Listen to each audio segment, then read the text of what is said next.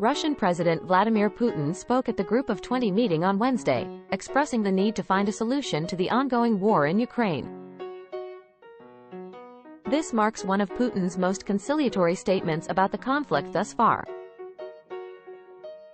The war, which began in February 2022 when Russia sent troops into Ukraine, has resulted in significant casualties and displacement.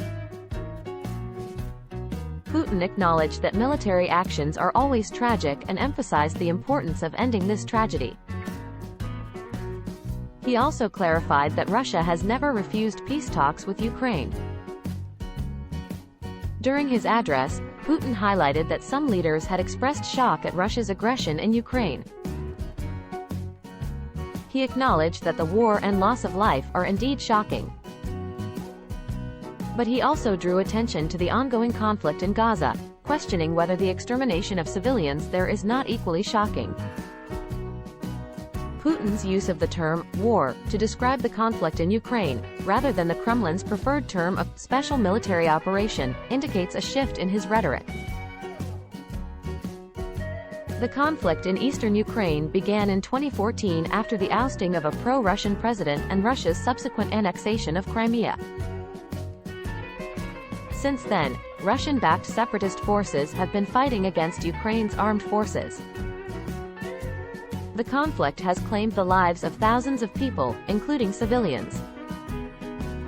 Putin argued that Ukraine has persecuted people in eastern Ukraine, justifying Russia's involvement.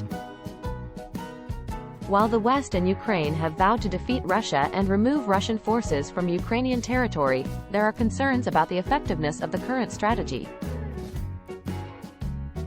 Russia currently controls about 17.5% of Ukrainian territory, including Crimea.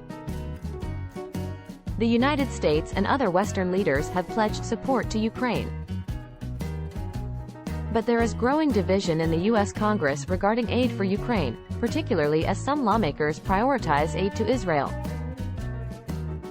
Ukraine remains determined to fight until all Russian soldiers have left its territory, although there are differing opinions within the country about the best approach. Putin's participation in the G20 meeting is notable, as he had skipped previous summits and sent his foreign minister instead. This marks his first in-person attendance since 2019. The international community will be closely watching for any potential shifts in Russia's stance on the conflict in Ukraine.